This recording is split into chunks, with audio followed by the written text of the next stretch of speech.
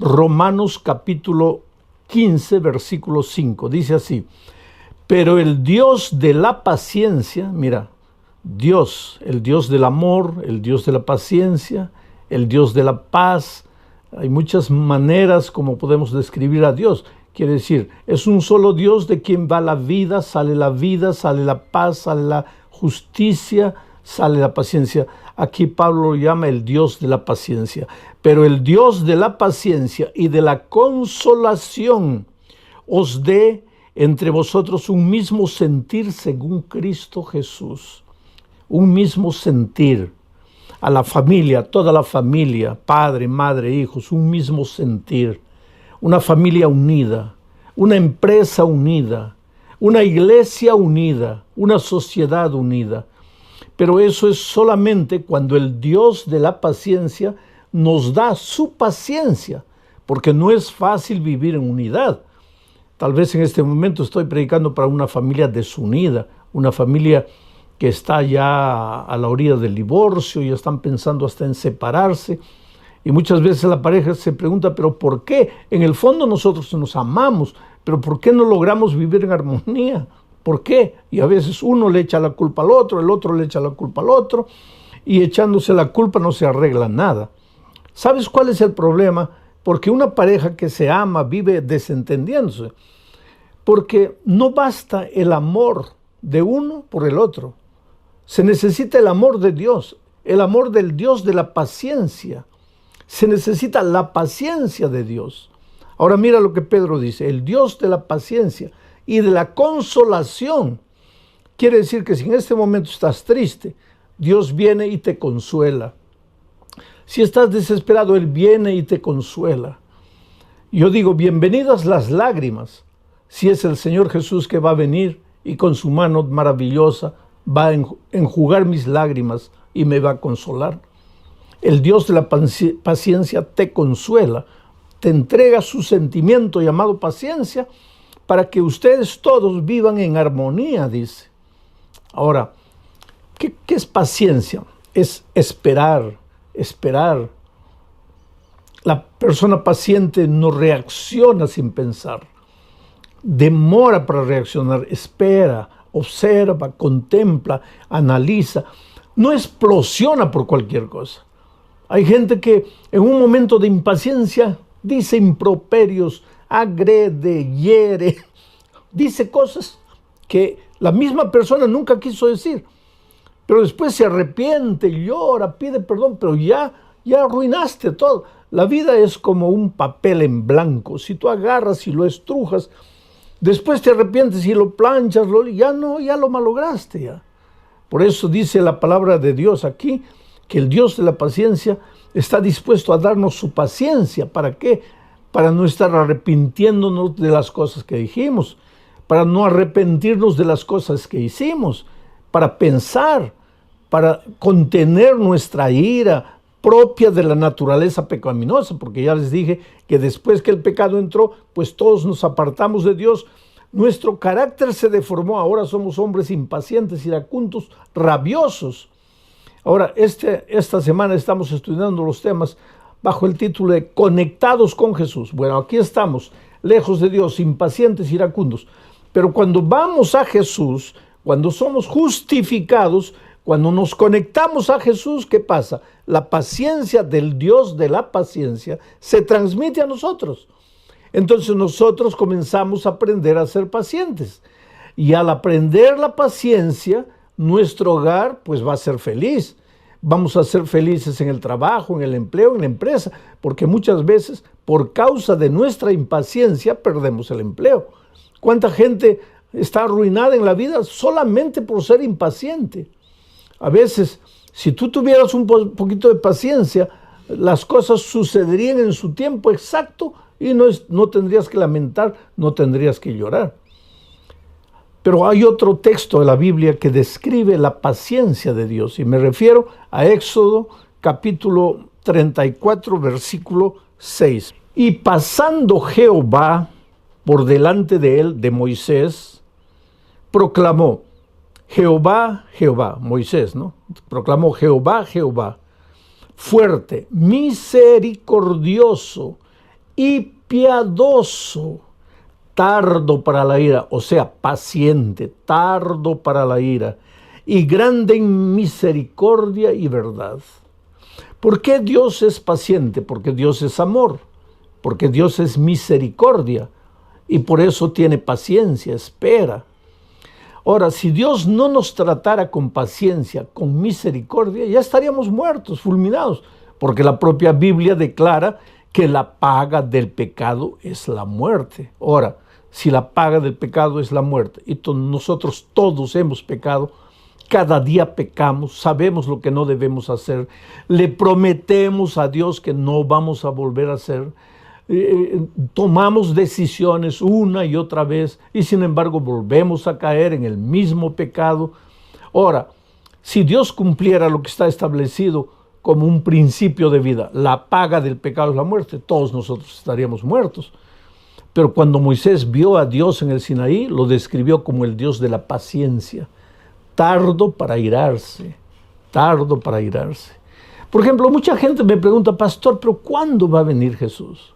Yo siempre les digo, queridos, estamos caminando en el desierto de esta vida, en dirección a la casa de nuestro Padre, de donde nunca deberíamos haber salido. Así como el hijo pródigo un día dejó la casa del Padre y después sufrió, lloró, padeció, pasó hambre, comió hasta la comida de los puercos, y ahí en la miseria y en su dolor se acordó y dijo, ¿cuántos jornaleros en la casa de mi Padre tienen que comer y yo aquí muriendo de hambre? Pero yo le preguntaría al hijo pródigo, ¿y por qué te saliste de la casa del Padre? Y nosotros también, queridos, en este mundo no es nuestro hogar. Nosotros no hemos nacido para perecer en este mundo. Nosotros somos peregrinos y advenedizos. Somos inmigrantes. Nuestro verdadero país está en el cielo. Nuestra verdadera casa es la casa del Padre, de donde nunca deberíamos haber salido. Hoy día, caminando en el desierto de esta vida, pues somos heridos muchas veces, perdemos la familia, estamos sufriendo de la pandemia, perdiendo el empleo, tantas dificultades, la gente nos traiciona, la gente nos agrede, hay muchachos jóvenes, la sociedad coloca preconceptos encima de ellos. En fin, este mundo es injusto, este mundo es cruel, tenemos que reconocer, pero nosotros estamos caminando a nuestro hogar. ¿Y cuándo vamos a llegar? ¿Cuándo va a terminar todo esto? Cuando Cristo venga. ¿Y por qué Cristo no viene? Y ahí entra Pedro y dice, el Señor no retarda su promesa como algunos la tienen por tardanza, sino que es paciente, esperando que todos se arrepientan, que vengan al arrepentimiento, que se entreguen a Jesús. Oh, querido, yo te pregunto, si Jesús hubiera vuelto ayer, ¿tú estarías salvo? Tal vez no, porque estabas caminando lejos de Dios. Y como Dios te ama, porque Dios te conoce personalmente. A veces cuando la vida te golpea, tú puedes pensar, ¿dónde está Dios? Dios se olvidó de mí. No, querido, tú estás en la palma de las manos de Dios. Dios conoce dónde vives, lo que tienes, lo que no tienes, si te duele la cabeza, si estás triste, si estás con ganas de llorar. Dios conoce tu vida. Él te ama, te acepta como eres. Entonces en ningún momento pienses que Él se olvidó de ti. Y si Él no ha venido todavía es porque tú eres importante, porque Él te ama. Porque cuando Cristo venga y lleve a sus redimidos al cielo, Él quiere llevarte a ti. Y no solo a ti, quiere llevar a tu esposa, a tus hijos. Y si en este momento estoy predicando por una esposa e hijos que están en la iglesia, pero el esposo no, y estos días tú como esposo estás escuchando así medio desconfiado, yo quiero decirte que Jesús viene, va a llevar a tu esposa y a tus hijos, pero quiere llevarte a ti también, porque tú eres importante para Dios, Dios te ama, tú no te dabas cuenta tal vez, tú estabas tan ocupado trabajando en las luchas de la vida, o tal vez tan absorto por los placeres de este mundo que no te dabas cuenta que Jesús está corriendo atrás de ti y Dios está usando el instrumento llamado tu esposa, tus hijos, para llegar a tu corazón. Y en esta noche no son mis palabras las que te están llegando al corazón, son las palabras de Dios. Yo soy apenas una herramienta en las manos de Dios para tocar tu corazón. Bueno, ese es el Dios de la paciencia, el Dios tardo en airarse, el Dios que no permite que Jesús venga todavía, no porque se está demorando, sino porque es paciente, esperando que tú te arrepientes, que tú estés preparado para encontrarte con Jesucristo. Entonces viene la otra pregunta, pero pastor, ¿por qué ese Dios paciente hizo tantas cosas terribles en el pasado, especialmente en el Antiguo Testamento? El otro día yo encontré un joven universitario que me decía justamente eso. Pastor, para mí, cuando yo leo la Biblia, parece que hubiera dos dioses. Un Dios del Antiguo Testamento, que es bravo, justiciero, su nombre Jehová de los ejércitos, soldado, guerra, batalla.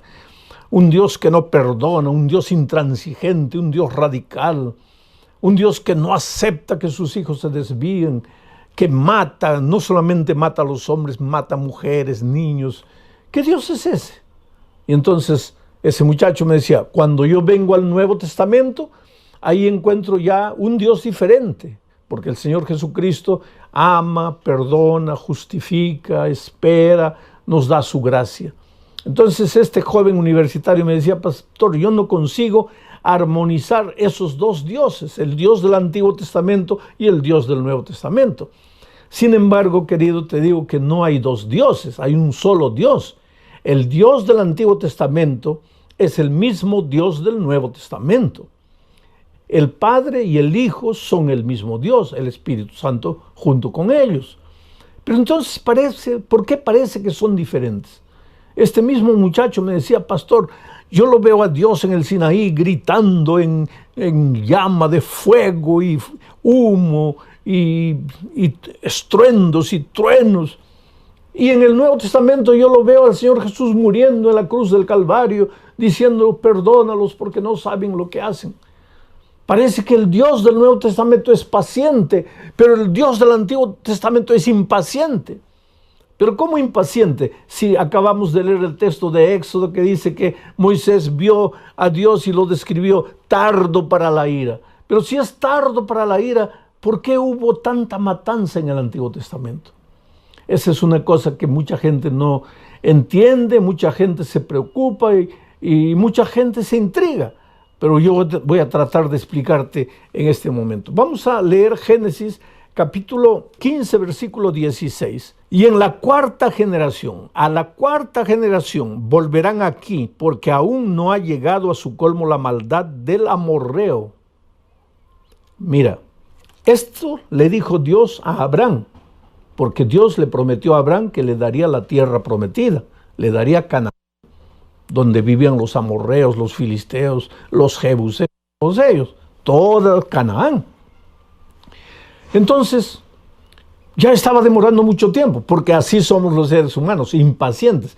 Mientras Dios es el Dios de la paciencia, nosotros los seres humanos somos los hombres de la impaciencia. Todo lo queremos ahora, y por quererlo ahora a veces nos metemos en problemas. No tenemos paciencia para esperar. Entonces Abraham le pregunta a Dios, pero Señor, ¿cuándo? No? Ya nos has prometido, le has prometido a tus hijos que nos vas a llevar a la tierra prometida. ¿Cuándo va a ser eso? Y mira lo que le dice Dios, hijo, a la cuarta generación, no ahora, a la cuarta generación, o sea, falta 4 generaciones, ahí yo los voy a traer. Y Abraham tal vez pregunta, pero Señor, ¿por qué solo a la cuarta generación? Y Dios le responde, porque todavía no se ha llenado la medida de la maldad del amorreo. Porque todavía, dice, porque todavía no ha llegado a su colmo la maldad del amorreo. No ha llegado a su colmo. Quiere decir que Dios estaba teniendo paciencia con el amorreo. No lo quería sacar todavía de la tierra. Pero ¿quién era el amorreo? ¿Cómo vivía el cananeo, la gente de esa tierra? ¿Cómo vivía? Mira, para leer eso, para entender eso, tenemos que leer Levítico capítulo 18. En los versículos 1, 2 y 3, mira lo que dice. Habló Jehová a Moisés, diciendo, cuando iban a entrar a Canaán, a la tierra prometida. Habla a los hijos de Israel y diles, yo soy Jehová vuestro Dios. No haréis como hacen en la tierra de Egipto, en la cual morasteis, ni haréis como hacen en la tierra de Canaán, a la cual os conduzco, ni andaréis en sus caminos. Esto es interesante. Antes de entrar a Canaán, Dios le dice a Moisés, dile al pueblo que no practiquen las obras que hacían los egipcios de la tierra de donde vinisteis, pero que tampoco deben hacer las obras que hacen los cananeos en la tierra a donde ustedes están yendo ahora. ¿Y qué es lo que los cananeos hacían de tan horrendo? Para entender eso tendrías que leer todo el capítulo 18 de Levítico. Yo no tengo tiempo para leer, pero tú después lee y vas a ver los más terribles de pecados, ¿sabes? Los cananeos habían llegado al colmo, a lo peor de lo peor. Era ser humano con animal, hombre con hombre, padres con hijos, hermanos con hermanos. Era un cuadro de inmoralidad total, completo. ¿Y qué es lo que Dios dice? Todavía no ha llegado al colmo la maldad del amor. Pasan 100 años. El pueblo se sigue hundiendo en la miseria. Ya no saben qué pecado inventar. El pueblo de Dios reclama, Señor, ¿cuándo nos vas a dar la tierra? Y Dios dice, todavía no ha llegado al colmo la maldad del amorreo. Pasan 200 años, todavía no ha llegado al colmo la maldad del amorreo. 300 años, todavía no ha llegado al colmo. 400 años, todavía no ha llegado al colmo. Ahora, no vas a decir, bueno, pero finalmente la paciencia de Dios se acabó. No, querido. ¿Cómo la paciencia de Dios se va a acabar? Si Él es tardo para la ira. ¿Cómo va a acabar si Dios es el Dios de la paciencia?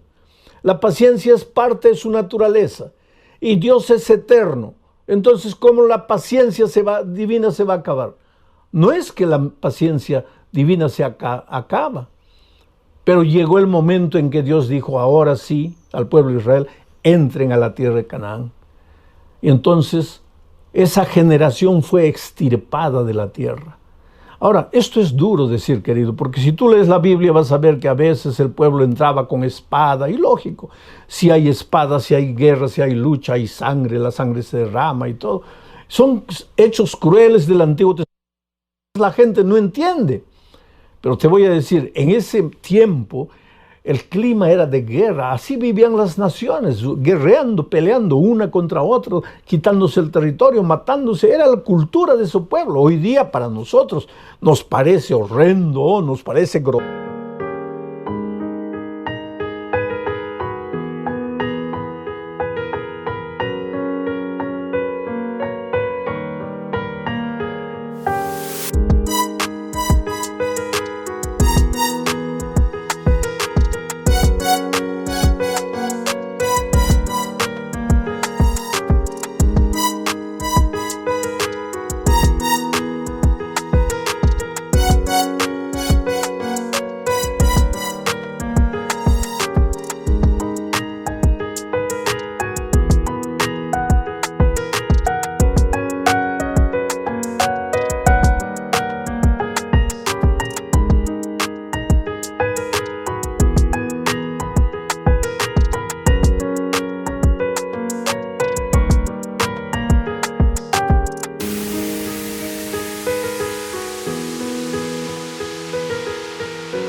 Porque nuestra cultura es diferente de esos días.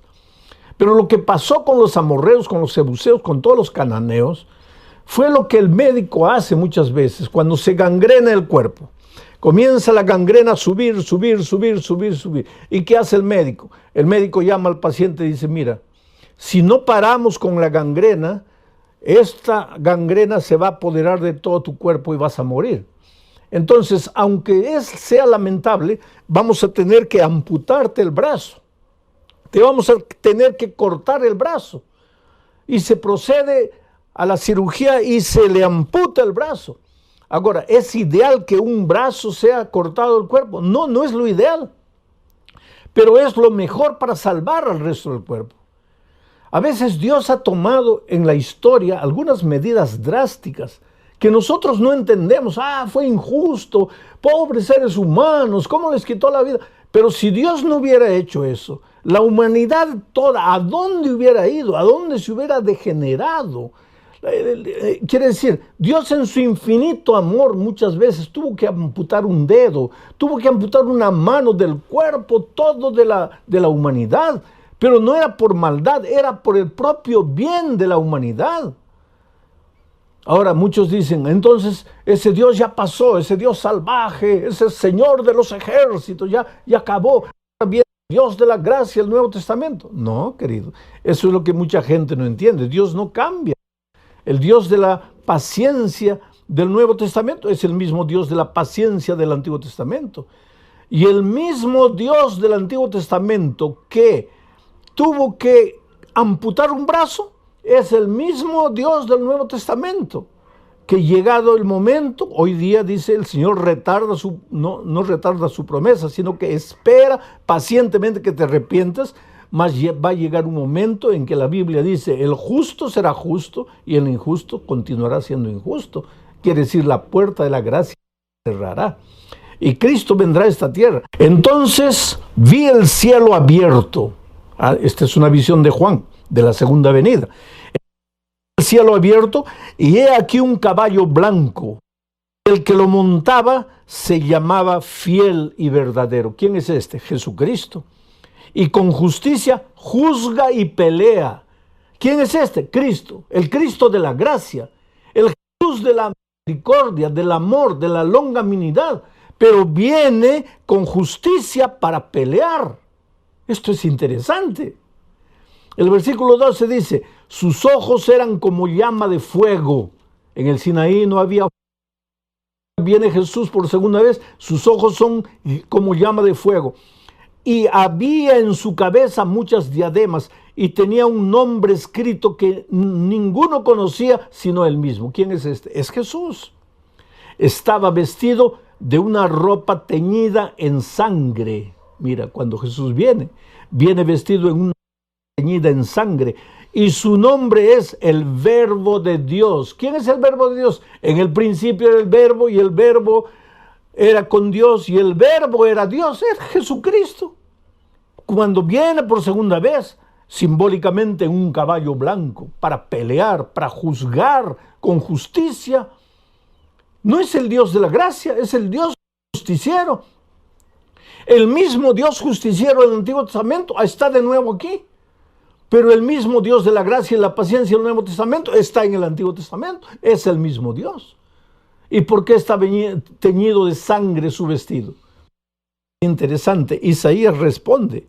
Isaías capítulo 63, versículo 1 al 3, responde. Mira, ¿quién es este que viene de Edom, de Bosra, con vestidos rojos? Este, hermoso en su vestido, que marcha en grandeza, en la grandeza del poder. Mira cómo combina la descripción con la descripción de Juan en Apocalipsis. Este hermoso en su vestido que marcha en la grandeza de su poder. Y ahí responde Dios, yo, el que hablo en justicia, grande para salvar. El mismo Dios, Apocalipsis. Y entonces el profeta pregunta, ¿por qué es rojo tu vestido y tus ropas como del que ha pisado en lagar? Y entonces responde el Dios, solo el lagar. ¿Y a qué se refiere el lagar? La humanidad, a los hombres impiedosos que no han aceptado el mensaje de la gracia de Cristo. Yo he pisado solo el lagar, y de los pueblos nadie había conmigo. Los pisé con mi ira y los hollé con mi furor, y su sangre salpicó mis vestidos y manché todas. Oh, querido, qué cosa maravillosa. Es interesante esto. Hoy es el día de buena nueva. Oh, cómo Dios te ama, querido. Cómo Dios te tiene paciencia. Cómo Dios soporta todo lo que haces. A veces vienes a la iglesia, después te pierdes 2, 3 meses en la miseria del pecado. Cuando todo te va mal, cuando nada te sale bien, regresas arrepentido, llorando, y Dios te acepta con los brazos abiertos. ¿Por qué? Porque la puerta todavía está abierta. Como la puerta de la gracia está abierta, tú puedes entrar, pero al mismo tiempo puedes salir. Pero un día dice la palabra de Dios que la puerta de la gracia se cerrará. Y el que está adentro, pues ya estará adentro. Y el que quiere entrar ya no podrá entrar. Pero hoy todavía la puerta de la gracia está abierta y Dios te llama. Porque tú vales mucho, querido, con ese carácter terrible que tienes, así impaciente, así peleador, discutidor, egoísta, mentiroso, orgulloso. Tú eres lo más precioso que Dios tiene en esta vida. Y si en este momento tú estás sufriendo, no es porque Dios te está castigando, no es porque Dios se olvidó de ti. ¿Cómo se va a olvidar de ti? Si Dios sabe cuando un cabello cae, si Dios sabe cuando un pajarito muere, tú vales mucho más que un cabello, tú vales mucho más que un pajarito. ¿Cómo es que Dios no va a saber que estás sufriendo en este momento? Por favor, querido, ven a Jesús. Entrégate a Jesús, devuélvete a Jesús. Dile, Señor, perdóname. He caminado como un caballito loco por las praderas salvajes de mi libertad. He vivido dando rienda suelta a mis instintos y me he herido. Y ojalá que me hubiera herido solo. Lo peor es que herí a mi esposa, herí a mis hijos.